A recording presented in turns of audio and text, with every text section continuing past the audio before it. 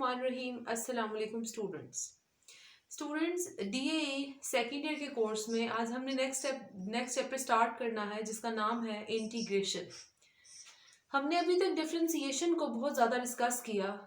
4 chapters हमने differentiation के पढ़े।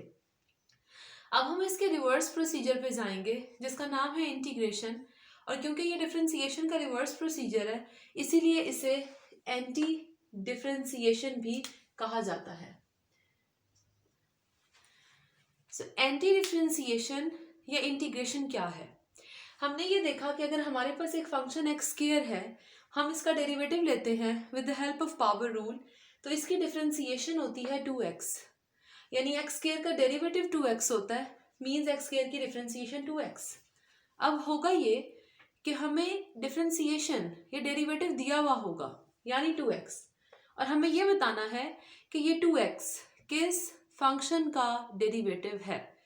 सो डेरिवेटिव की हेल्प से आपको वापस फंक्शन कैलकुलेट करना हो, इस को इंटीग्रेशन कहा जाता है, इस प्रोसेस को इंटीग्रेशन कहा जाता है। सो एक्स स्क्वायर का डेरिवेटिव 2x है और 2x की इंटीग्रेशन एक्स स्क्वायर है। हमने वापस आना है, वो जो हमने पावर रूल अप्लाई करके एक्स स्क्वायर को 2x बनाया था, हमें 2x को वापस एक्स स्क्वायर बनाना है। अब उसका क्या तरीकाकार है उसको हम डिस्कस करेंगे। उससे पहले आपके साथ नोटेशन शेयर करूंगी। जैसे डिफरेंशिएशन में हमने जो नोटेशन यूज की थी वो ये थी कि d/dx of any function f of x। So d/dx of f of x means derivative of f of x, या हमने फंक्शन को y कहा था d/dx ऑफ y यानी dy/dx। इंटीग्रेशन का क्या साइन है ये देखें, ये एलोंगेटेड s है, यानी ये s फॉर सम है, इसको आप जरा लंबा कर दें तो इंटीग्रेशन का साइन बन जाता है। सो ये आपके पास है इंटीग्रेशन का साइन, इसे इंटीग्रल साइन भी कहते हैं। तो ये साइन ऑफ इंटीग्रेशन है। ये जो कैपिटल f ऑफ x है ये बेसिकली आपके पास वो फंक्शन है जिसे हमने डेरिवेटिव कहा था, यानी एक्स स्क्वायर का डेरिवेटिव हमारे पास 2x है। तो अब क्या होगा कि आपको इंटीग्रेशन करनी होगी 2x की डेरिवेटिव की। dx means with respect to x, जैसे यहाँ पर हमने डिवीजन में dx लिखा था विद रिस्पेक्ट टू x, यहाँ पे इसके साथ आता है। सो dx, ये इंटीग्रेशन का साइन विदाउट dx कोई मीनिंग नहीं रखता। तो इंटीग्रेशन का साइन यानी इंटीग्रल साइन dx के साथ होगा हमेशा, और इसके बीच में आपके पास वो फंक्शन होगा जिसकी आपने इंटीग्रेशन करनी है। इक्वल्स, जब मैं आपको बताऊंगी कि इसका क्या प्रोसीजर है, इसका रिजल्ट कैसे निकलेगा। अब हमें पता है कि एक्स स्क्वायर 2x जो है वो एक्स स्क्वायर का डेरिवेटिव है। मैं फिलहाल एक्स स्क्वायर लिख रही हूँ लेकिन मैं आपको तरीका बताऊंगी कि कैसे पता चलेगा। सो यहाँ पे ये होगा कि जब हम जो भी अपना रूल्स अप्लाई करेंगे हमारे पास रिजल्ट में एक्स स्क्वायर आ जाएगा। ठीक है, यानी हमने फंक्शन बता दिया 2x की integration x square means x square का डेरिवेटिव 2x है। साथ में हम ये c लिखेंगे हमेशा। This c is known as constant of integration. इसको भी हम डिस्कस करते हैं कि ये कांस्टेंट ऑफ इंटीग्रेशन क्या चीज है। तो ये नोटेशन है, इसकी इंटीग्रेशन करनी है। इंटीग्रेशन का साइन इंटीग्रल साइन, जिसकी इंटीग्रेशन की जाती है उसे इंटीग्रैंड कहते हैं। ठीक है, सो इसकी इंटीग्रेशन करनी है, यानी ये डेरिवेटिव है किसी फंक्शन का विद रिस्पेक्ट टू x। जब आपने 2x की इंटीग्रेशन की, रिजल्ट आ गया एक्स स्क्वायर और साथ में प्लस c लिखना है। सबसे पहले हम डिस्कस कर लेते हैं कि ये c क्या चीज है, उसके बाद हम देखेंगे रूल्स जिनके तहत हम इंटीग्रेशन करेंगे।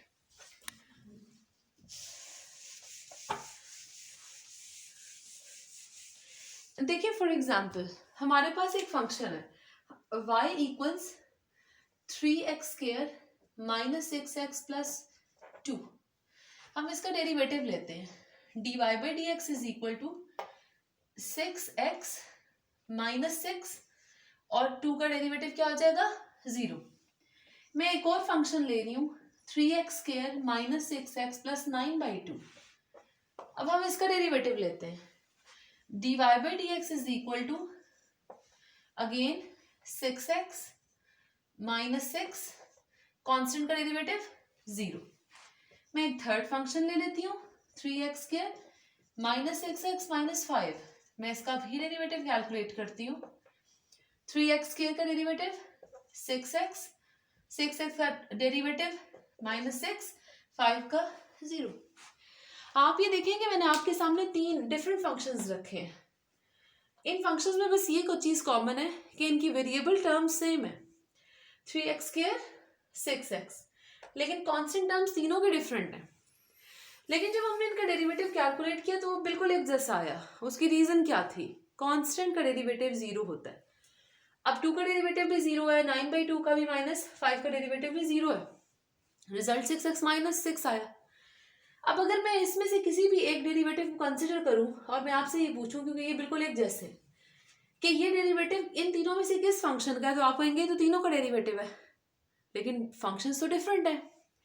अब इंटीग्रेशन क्या करेगी? वो आपको ये बता देगी कि 6x, क्योंकि इंटीग्रेशन क्या है? इंटीग्रेशन है वापस फंक्शन को फाइंड आउट करना।